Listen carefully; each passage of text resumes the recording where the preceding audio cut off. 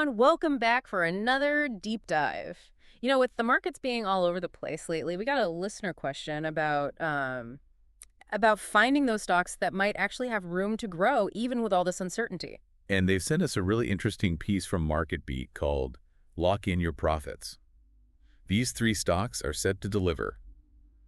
Bold title, right? Totally bold. So today we are diving into that article, dissecting their picks and figuring out if their logic holds water. Because let's face it, who doesn't love finding a potential winner, especially when the market feels like a roller coaster? And one of the most interesting things about this article is that they jump right into a fear a lot of investors have, buying stocks when they're already near their yearly high. Yeah. Feels counterintuitive, right? Totally. Shouldn't you buy low, sell high? What's the article's angle here? They're basically saying, don't let a 52-week high scare you off. Because a stock's price hitting a recent peak doesn't mean it's reached its full potential. Okay, so how do you look past that fear? What are the signs that a stock might still have room to run even at those highs? It's all about digging into the fundamentals and tuning out the market noise. If a company's financials are solid, their future prospects look bright, and big institutional investors are buying in, the price could definitely keep climbing. Got it. So it's like looking beyond the price tag to see the actual value the company holds. And their first pick for a stock that might fit this bill is HSBC Holdings. Now, HSBC is a huge global bank, not exactly a hidden gem. Exactly, and the article plays that up, highlighting how many investors are eyeing growth in Asia, especially China. But they're also wary of the volatility of regional Chinese banks. HSBC, with their massive Asian presence, offers a potentially less bumpy ride to tap into that same growth. So it's kind of like choosing a well-established highway over a dirt road. Both get you there, but one feels a lot more predictable. Exactly. And speaking of predictable, HSBC is currently trading at its 52-week high. But the article shoots down that red flag pretty quickly.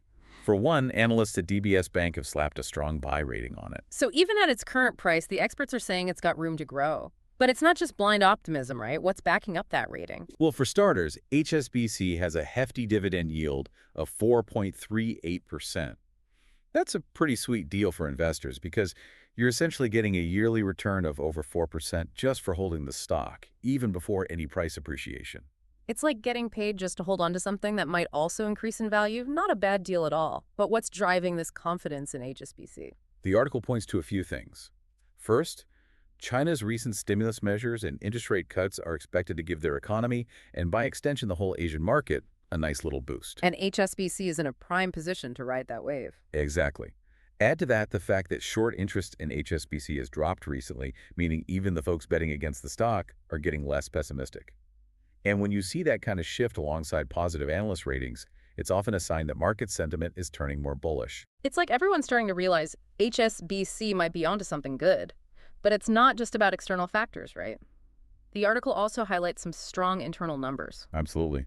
They're projecting HSBC's earnings to grow by almost 20%, which is seriously impressive compared to other banks. Yeah. So you've got this combination of internal strength and favorable market conditions working in their favor. So with HSBC, we're seeing strong financials, a great dividend, bullish analysts, declining short interest, and a prime spot to benefit from Asian economic growth.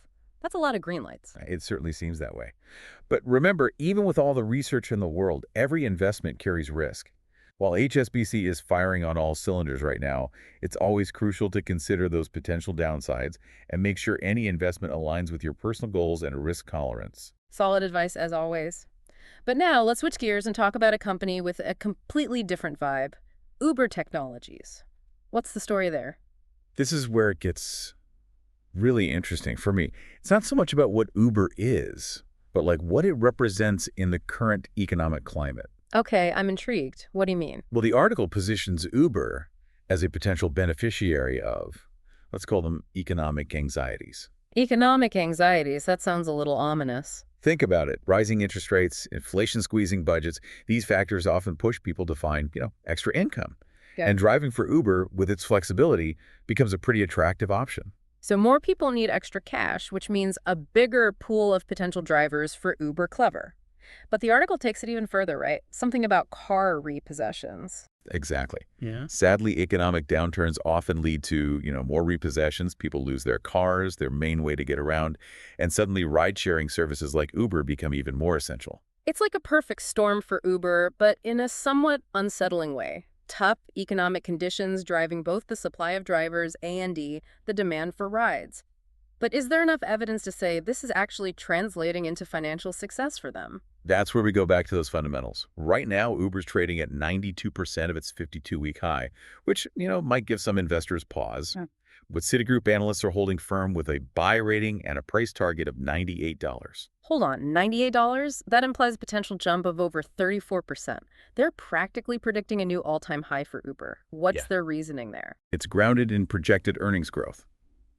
Analysts are forecasting a 28% increase in earnings per share over the next year, reaching $0.60 per share. So we're seeing that sweet spot again, a company seemingly poised to capitalize on current trends, backed by strong projected earnings growth.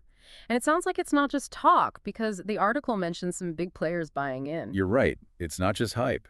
The Czech National Bank recently increased its stake in Uber by 7.5%, bringing their total investment to a cool $32.2 million.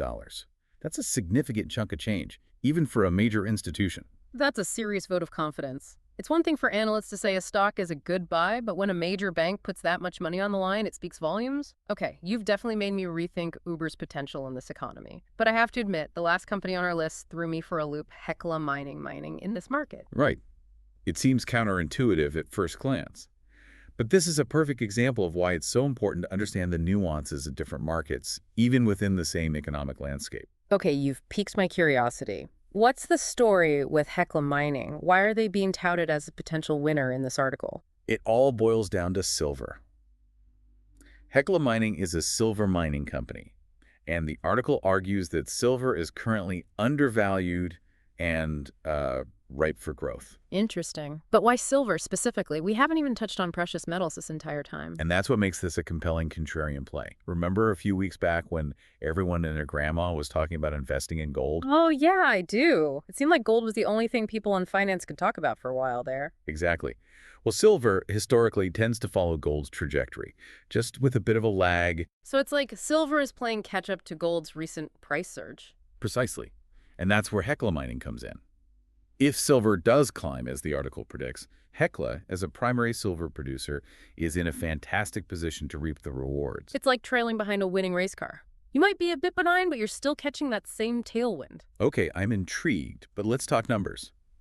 How is Hecla actually performing right now? Just like the other companies we've talked about, Hecla is trading close to its 52-week high, about 92% to be exact. But analysts at H.C. Wainwright are feeling bullish, giving it a buy rating and setting a price target of $10.25 downside. A 55.3% potential upside. Now that's catching a wave. But are there any other indicators to suggest this bullish prediction might actually, pan out besides the analysts? I mean, absolutely. Remember how we talked about institutional buy-in being a strong signal? Well, it seems Van Eck Associates is on board with that bullish outlook. They've been steadily increasing their stake in Hecla Mining over the past few quarters. Okay, they're putting their money where their mouth is. Just how big of a stake are we talking about here? Their total investment is currently valued at a cool $291 million. That represents a 9.8% ownership in the company. Not a small chunk of change, even for a big investment firm. Definitely not a casual investment. They're making a statement. Anything else working in Hecla's favor? Besides, the whole silver potentially exploding thing. One last thing the article highlights is Hecla's size. With a market cap of $4.2 billion, they're actually considered a smaller player in the mining industry. And that's a good thing. I always figure bigger is better when it comes to something like mining. Not necessarily. Smaller companies, especially in a sector like mining, often have more room for, aggressive growth. They can be more nimble, adapt to changes in the market faster, and potentially see bigger returns compared to their larger, more established competitors. So with Hecla Mining, we're looking at silver potentially playing catch-up to gold, positive analyst ratings, big institutional backing, and the company's agility as a smaller player. It's a gamble, for sure, but with a potential for a big payoff. That's a great way to put it. And while this deep dive is just one piece of the puzzle when it comes to making investment decisions, it's a great example of why it's so important to, really do your research and look beyond the surface level. Exactly. Just because a stock is near its 52-week high or an entire sector seems, out of favor, doesn't mean there aren't potential winners hiding in plain sight. It all comes back to understanding the fundamentals, tuning out the noise, and recognizing those opportunities that others might miss. Couldn't have said it better myself. There are always opportunities out there for those willing to dig a little deeper. And on that note, I think we've done enough digging for today, but this article got me thinking, what other industries or sectors might be hiding these unexpected growth opportunities? What's being overlooked because of current market trends? That's something for everyone listening to ponder. And hey, maybe we'll even do a deep dive on it sometime soon. Until then, happy investing.